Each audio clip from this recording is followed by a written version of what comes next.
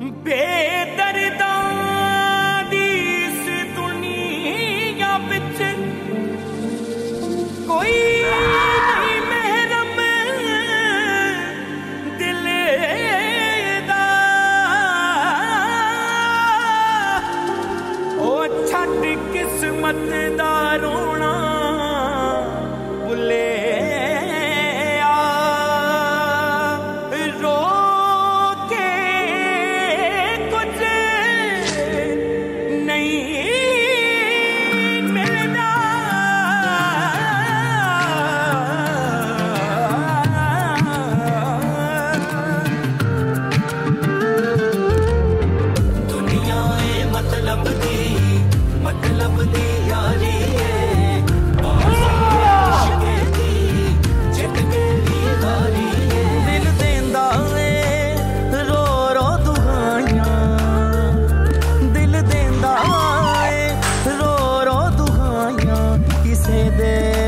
प्यार ना करी दिल देंदा ए रो रो दुआया।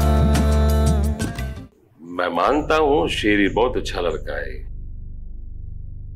लेकिन मैं कुछ कर नहीं सकता इब्राहिम। अभी मेरे बस में कुछ नहीं है। कारोबार खत्म हो गया है, अकाउंट सीज हो गए हैं, मार्केट में पैसा देने को मेरे को कोई तैयार नहीं है। चला जा, तेरा यहाँ कोई काम नहीं है, जा यहाँ से। इरफान मेरी मदद कर दे। शेरी मेरा एक ही बेटा है, जवान इकलौता बेटा है। अल्लाह के वास्ते मदद कर दे, मैं तेरा एहसान नहीं भूलूंगा। मैं गुलाम बन के रहूंगा। उन्होंने उसको अपने कब्जे में रखा हुआ, जान से मार देंगे। मदद कर दे मेरी। मैं क्या गुलाम बनूं, मेरा बेटा सुरैया, हम सब तेरे एहसान बंद रहेंगे। मदद कर दे बेगम साहिबा, बोलो ना इसको मदद कर दे। क्या हो गया इब्राहिम? इनकी हालत देखकर तुम्हें अंदाजा नहीं हो रहा वो कितने परेशान हैं। उनकी माली हालात अभी ठीक नहीं है और ऐसे में तुम अपनी मुसीबत का रोना रोने आ गए हो।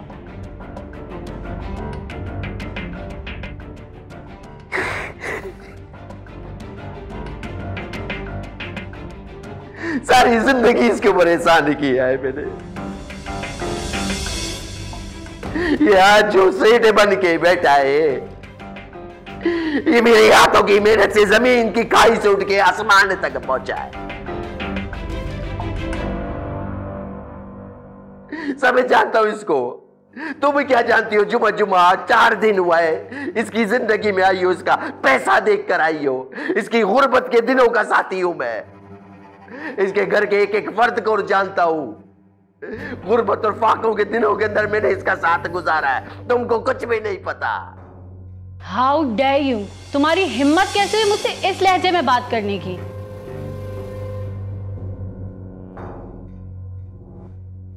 बस आलिया, छोड़ दे।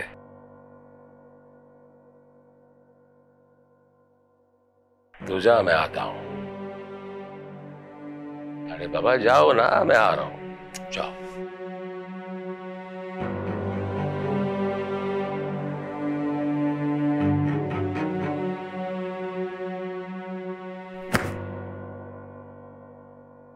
क्या कह रहा था तू? गुर्बत काटिया है। अच्छा बुरा वक्त काटा हुआ है, साथ में फाके काटे हुए हैं। सब कुछ जानता है मेरे बारे में, लोगों को बता देगा। अभी कुछ दिनों के बाद तू मेरे ऊपर एहसान जमाएगा। क्या बताएगा लोगों को? जा, जिसको जो जाके बताना है बता दे। बल्कि एक काम कर, छत पे जाके बोल के इरफान जो है बहुत खराब आदमी आए। क्या जताना चाह रहा है? एहसान? अपने हर काम की कीमत तूने मुझसे वसूल किया है, मुझसे अलग वसूल किया है, बेईमानी अलग किया है, चोरी अलग किया है। इरफान मेरे मुंह से निकल गया यार। अब तू मेरे घर से निकल जा। समझ आई तेरे बात?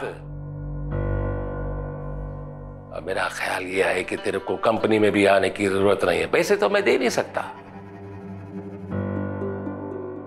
और अगर पैसे मैं दे भी सकता होता तो एक अन्ना तेरे को नहीं देता। अरे खैरात खाना खोल रखा है क्या मैंने? चल निकल यहां से। चल वास्ते मदद कर दे। अरे निकलता ठंडा दूं तेरे को, निकल इधर से। बेगैरत।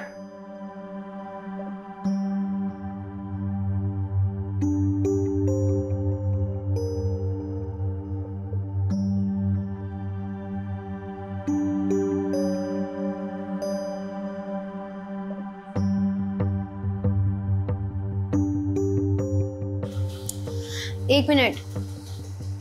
जी बेटा। अंकल कितना टाइम है हमारे पास? कल सुबह 11 बजे का। इतना कम वक्त अंकल, इस वक्त तो रात हो रही है और इतने कम वक्त में कैसे होगा पैसों का इंतजाम? आपके पास कितने पैसे हैं? मेरे पास बेटा 30 लाख रुपया कैश होगा और इतने ही पैसों की ज्वेलरी होगी जो उसकी माँ ने शेरी की दुल्हन के लिए बना के रखी है। अंकल मुझे किसी ज्वेलरी की कोई जरूरत नहीं है, आप फिक्र मत करें। मॉम ने मेरे अकाउंट में 50 लाख रुपए डलवाए, सुबह मैं आपको वो दे दूंगी। आप फिलहाल उनसे थोड़ा सा टाइम मांग ले, ये पैसे उन्हें दें और उनसे कहें कि हमें थोड़ी मोहलत दें। मैं सारी जिंदगी तुम्हारा एहसान नहीं भूलूंगा बेटा। अरे नहीं अंकल, आप मुझ पर कोई एहसान नहीं करें, ये सब मैं शेरी के लिए कर रही हूँ, अपने होने वाले शौहर के लिए कर रही हूँ। और अंकल मेरे पास कुछ प्रॉपर्टी की फाइल पड़ी हुई है, आप वो देकर उन्हें बाकी के पैसे भी दे दीजिएगा। मकान तो मैं भी अपना बेच दूं, बस मेरे को थोड़ी सी मोहलत मिल जाए। नहीं अंकल, आप अपना घर कभी नहीं बेचेंगे, उस घर में तो मुझे दुल्हन बनकर आना है। हम पापा को भी बता देंगे कि अगर उन्होंने हमारी मदद नहीं की तो क्या हुआ, हम शेरी को फिर भी बचा लेंगे। नहीं बेटा, इरफान इतना बुरा नहीं है, मैं जानता हूँ। इस औरत आलिया के चक्कर में आ गया है। आज मैडम जिंदा होती तो मैं इस तरह इरफान के आगे हाथ जोड़ के नहीं कहा होता कि मेरी मदद कर दे। वो कितने बुरे ये तो आप अंकल मुझे बताए ही नहीं, मैं अच्छी तरह से जान चुकी हूँ अब। खैर छोड़े, इस वक्त हमें सिर्फ शेरी को बचाना है। हाँ मेरे को यकीन हो गया है, अब हम उसको बचा लेंगे हम उसको। अंकल इंशाल्लाह हम जरूर शेरी को बचा लेंगे, बस आप प्लीज मुझे फोन पर अपडेट करते रहिएगा। हाँ सब कुछ बता दूंगा तुमको, बता दूंगा बेटा।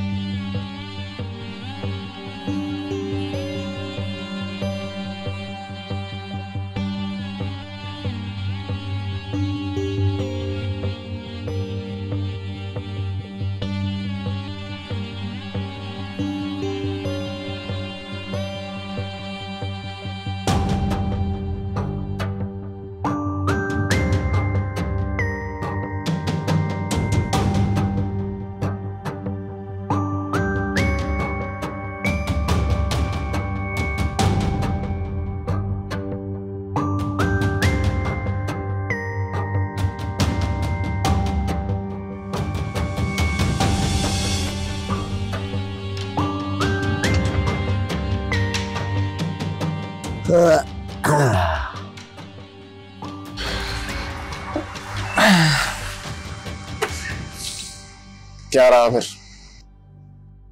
वही जो हमने सोचा था। इरफान ने बेइज्जत किया और मलिया ने दाना चुग लिया। कल तक प्रॉपर्टी के कागजात और 50 लाख हमारे अकाउंट में होंगे।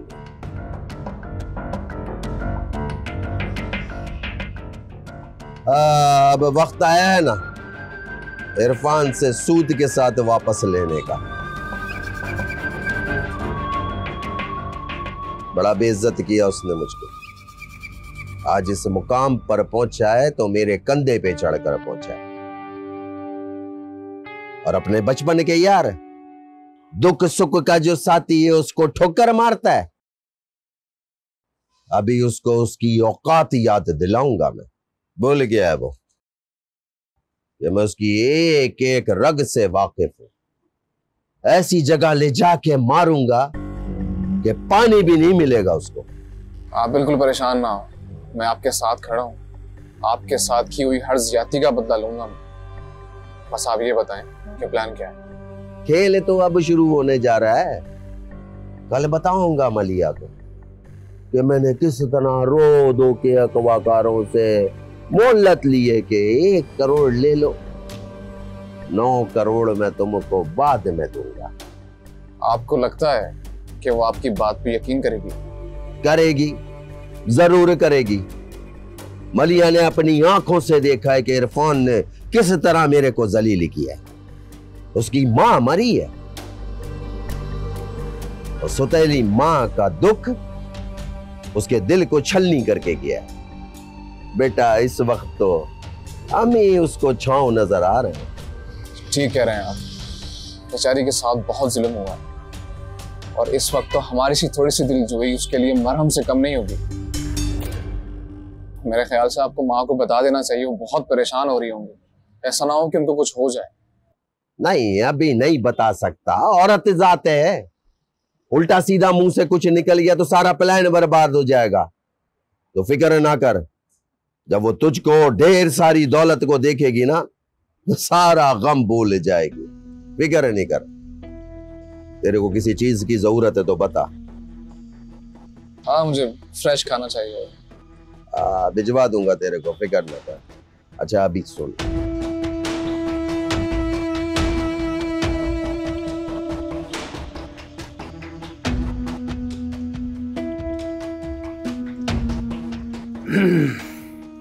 शिराज,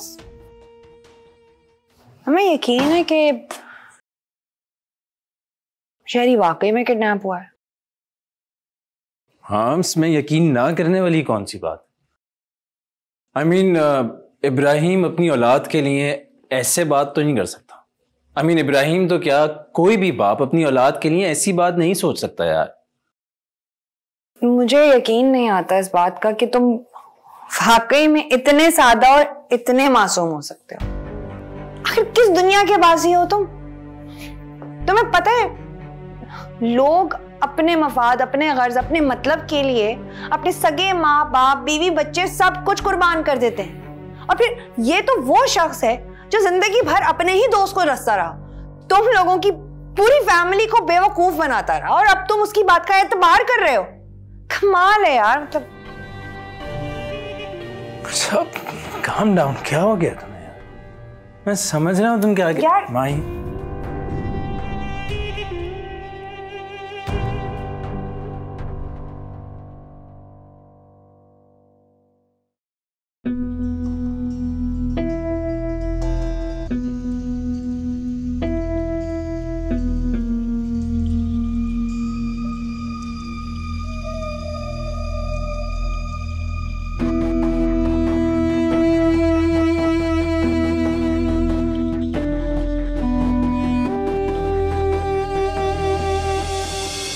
मुझे बताओ कि मुझसे क्या चाहती हो? देखो शहरी, हम शादी कर लेते हैं। अंकल कभी राजी नहीं होंगे इसके लिए मालिया? मैं जानती हूँ कि पापा नहीं मानेंगे, और मैं ये भी जानती हूँ कि इब्राहिम अंकल को यहाँ नहीं आना चाहिए। पापा उन्हें बहुत जलील करके निकालेंगे। तो फिर? इसलिए मैंने फैसला किया है कि हम कोर्ट मैरिज कर लेते हैं।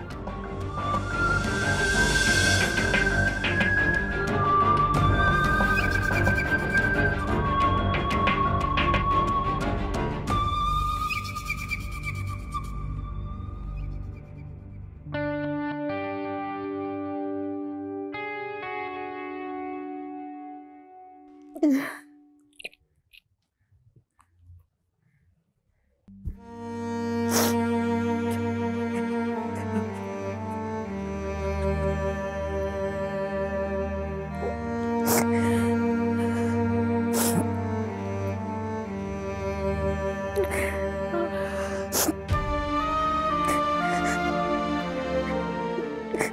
क्यों रही? आंसू पोंछ ले। तुम इतने मुतमईन कैसे? पैसों का बंदोबस्त हो गया है। वाकई? हाँ, 1 करोड़ दे के मोहलत ले लूंगा। फिर वो मेरे शायरी को लौटा देंगे? जालिम और लालची लोग हैं, उनको पैसे से मतलब है। उसके बाद शायरी उनके किसी काम का नहीं है। अल्लाह तेरी ज़बान मुबारक करे, मेरा शायरी वापस आ जाए। फिक्र ना कर, मैं हूं ना अभी। इब्राहिम के होते हुए उसके बेटे को कुछ नहीं हो सकता।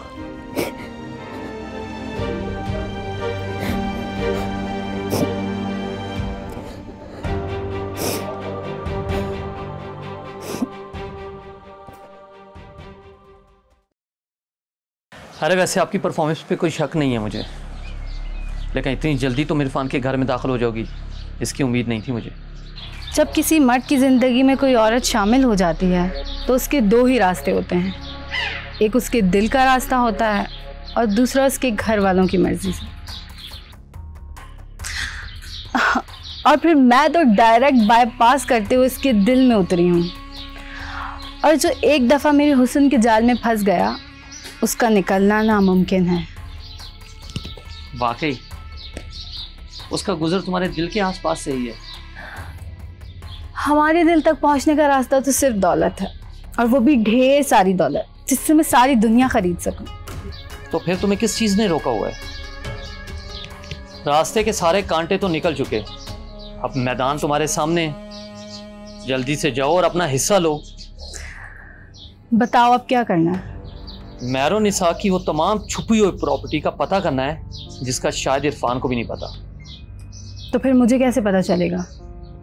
यही तो तुम्हारा इम्तिहान है। तुम मलिया से पता करो, शायद उसको उसके कागजात का पता हो। मेरा नहीं ख्याल कि उसने किसी को बताया होगा, वो बहुत ज़हीन और चालाक औरत है। और फिर उसे क्या पता था कि वो अचानक इस तरह मर जाएगी। बहरहाल जो भी है, मैरो निसा की छुपी हुई प्रॉपर्टी बहुत है, बस तुम जल्दी से अपना हिस्सा लो और वहाँ से निकलो। ऐसा ना हो कि हमारे हाथ में कुछ ना आए। और हाँ, जफ़र और माहिन पे भी नज़र रखो। वो मिसाल है ना, जिसने पहले किया उसने पाया। तो जल्दी से अपने कागजात लो और निकलो वहाँ से। समझ रही हो ना जो मैं कह रहा हूँ?